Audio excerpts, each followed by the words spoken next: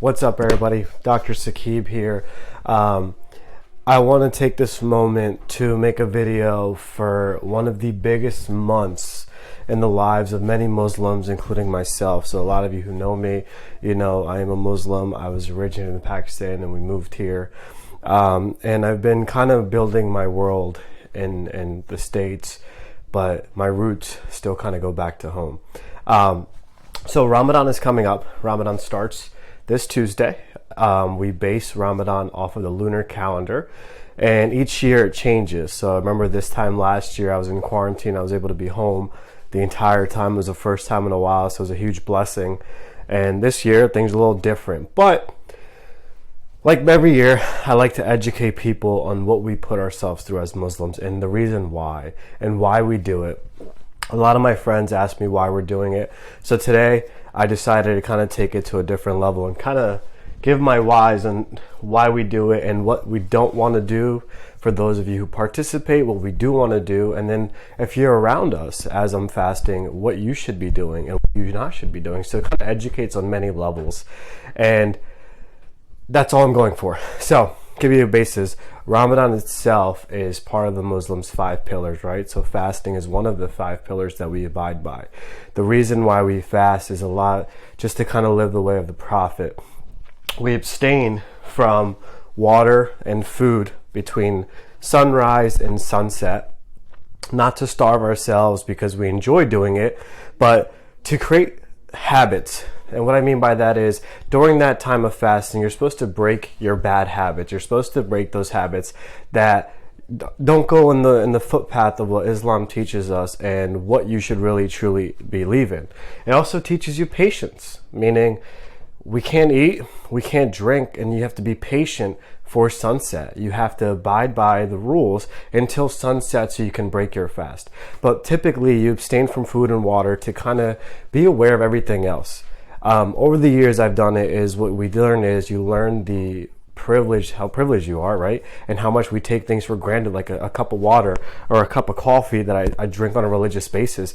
And now that I don't have that, can I create myself to be the same resilient human being and the same great human being and not be in this hanger stage, and understand that we're doing it for a good cause. We're not doing it to starve ourselves. We're doing it to learn patience, break away from bad habits. You're supposed to do a lot. No swearing. You abstain from things that are against the religion. You're supposed to give charity. Charity is one of the biggest points here to be noted, and giving to others, because we've been blessed and granted with so much in our lives that now that you're abstaining from it, you can give to others, those that who don't have much, those that suffer on a daily basis. Give to them and take time for that. Aside from that, it's a month of worship. It's a month where you as Muslims and we as Muslims should be essentially praying and counting our blessings and gratitude and take that worship into a new level, getting closer to God. And that's why you're doing it. You're living the footsteps of the Prophet to get closer to God.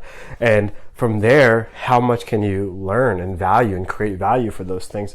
And that's pretty much the quick gist of why we do it. It's a 30-day long process, right? So it'll start on the 6th or 7th, depending on the moon, because again, we base it off the lunar calendar, and 30 days from that day. At the end of Ramadan, we have Eid al-Fitr, which is our holiday to celebrate a long month of fasting. So a quick synopsis. If you have further questions, we can continue on with that. But for Muslims fasting, the biggest thing I don't want people to do, and I'm guilty of it myself at times, is stop complaining. We were born into this religion. We practice the religion. So just because you have to fast doesn't mean the world's coming to an end. It's just a 16-hour window. And that's okay, because on a busy day, when I'm working 12, 15, 13, 14 hours, I forget to eat or drink at times. So it's normal at this point. So you complaining is going away from why you should be fasting. Number 2 is the main purpose that we're doing this for is to better ourselves and become better human beings, right? Being more positive, not spreading out that negative energy and taking things for gratitude. So make sure you're doing that, counting your gratitude, you're doing your worships, you're doing your prayers, and making sure you're becoming a better person. So if you have these habits, I have a few habits that during this 30 days, I will work on and make sure I don't go back into those habits, because I know for myself, they're not the best thing for me. They're not going to bring the best version of myself. So I'm going to change those. And lastly, don't neglect the value of it. This comes once a month every year. And each year we anticipate it and we get nervous, we get nerve-wracking. And I'll be honest with you, there's times where I don't want to wake up. And my siblings and my mother or my father are knocking on the door and it's 4 o'clock in the morning. I'm like, I don't want to eat. But then you remind yourself of why you're doing it. Remind yourself of the purpose behind it. You're bettering yourselves. And that's primarily it. So aside from that, in terms of the biggest question I always get as background in strength conditioning and now as a physical therapist is, what about my gains? What about my muscle mass? What about my fat loss, etc.? Fasting during Ramadan should not be the time where you peak in performance. It should not be the time where you now start to consider to go on a diet, because that defeats the purpose of it. The more so is the worship aspect, right? But yes, you can utilize this time to maximize your fat loss. You might not maximize muscle mass gain, right? It's going to be a little harder to do because we are dehydrated. We are different aspects of nutrition we're neglecting and missing out on. But I want to touch on a few things that kind of remind me is, number one, listen to your body.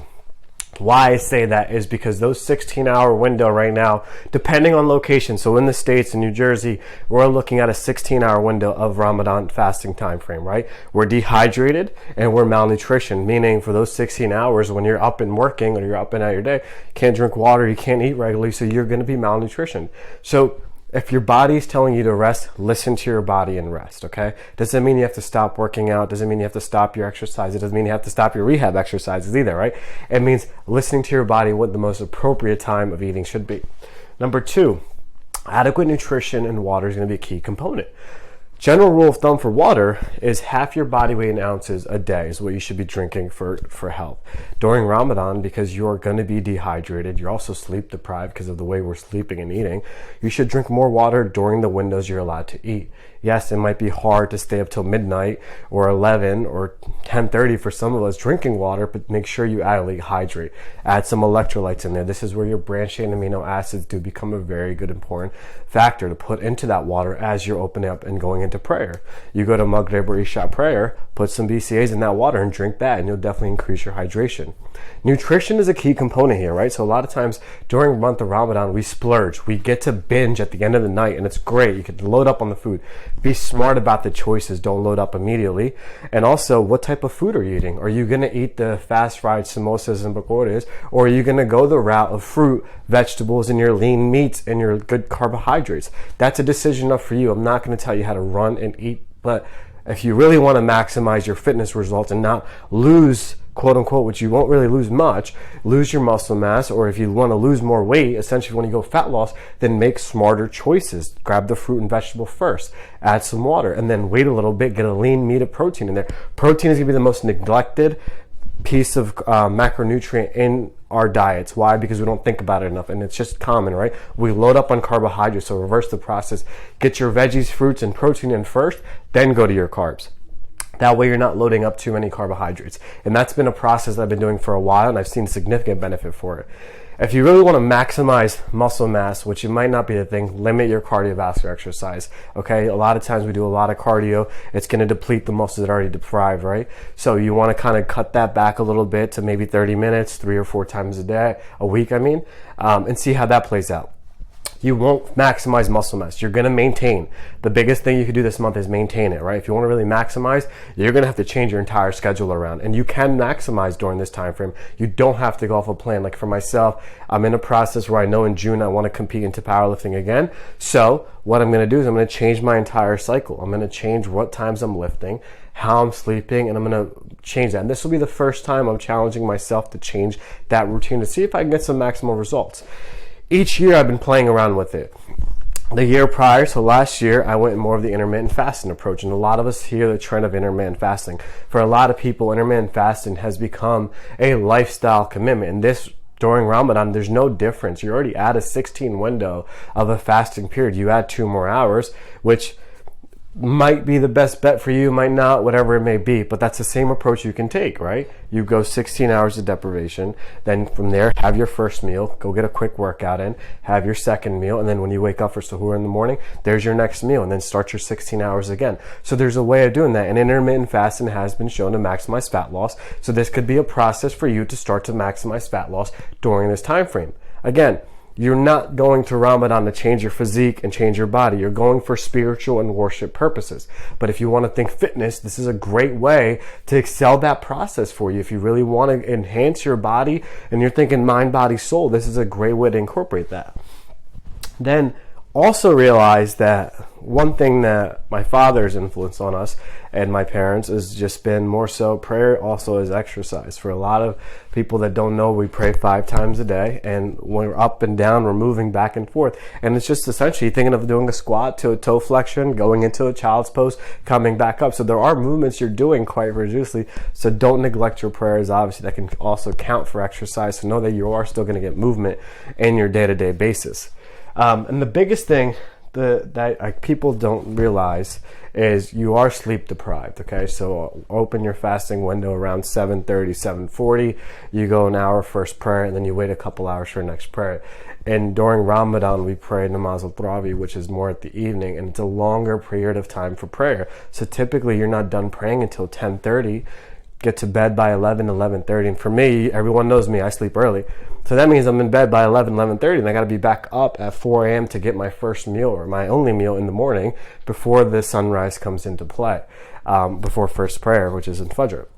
So you are sleep deprived, and that's why it comes back to rule number 1, is listening to your body. Yes, you can maximize fat loss. Yes, you can maximize and actually get some muscle gains, but listening to your body is going to give you that T example. This is also where you can really get injured, and that's the PT side of it coming in, that our joints are deprived of nutrition, our muscles are deprived of water, our muscles are deprived of nutrition. You are malnutritioned at times, so just be smart about how you go about your training program. Reducing the amount of volume you're doing is going to be a key component. Reducing the amount of load you put onto your body is a key component.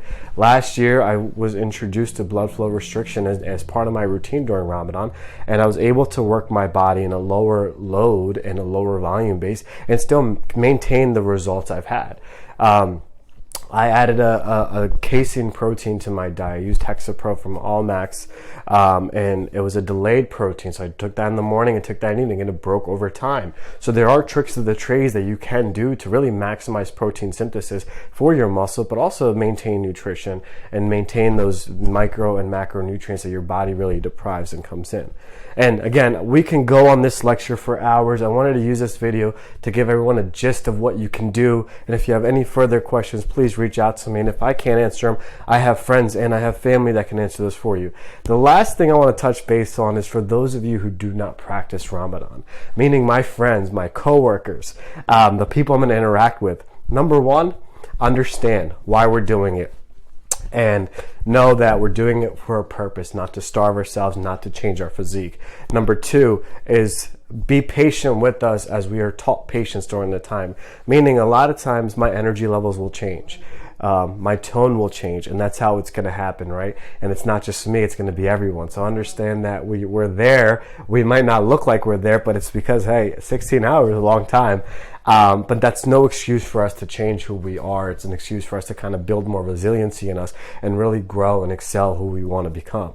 And I wrote this last one down because kids are mean.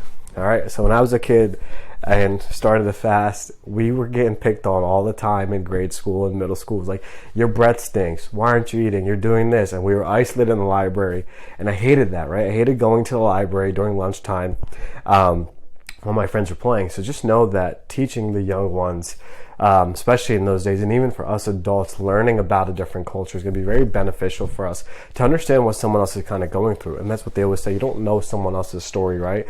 You don't know what we've been through. And a lot of times when they look at this month, there's a lot more involved than the average person knows. There's more praying. There's more late nights. There's nights in between where we spend overnight praying. So those are things that they do take a toll on the human, and it's just not going to be something that we adapt to over time because it comes and goes, right? It's 30 quick days. We're not doing those nights every day. It's every often, every 7 days, and more so towards the end of Ramadan. So we adapt. And that's what we want to teach is adaptation. I think that's the biggest thing you get from this month is adapting to the environment and adapting to the culture, right? And essentially realizing that there is a purpose of why we do this. So just know if we can educate one another on why it's happening, and also do your own research. What I'm telling you is things that I've been researching from personal experiences and reading other people's work. I am no genius at the subject. I am still learning till date. I'm still learning more about why Ramadan exists in the Muslim life and Islam and what it truly values. And each year I've enhanced that knowledge, and I append everyone to do the same thing. And it might not just be for Ramadan. There's Lent just occurred, Easter was just celebrated. Those are things that we should also as a society realize it's important to learn about other cultures for ourselves. So this was my quick 101 on Ramadan for you. If you guys have any other questions, comment below, let me know, and I hope that you can enjoy it as much as I will do. Thank you.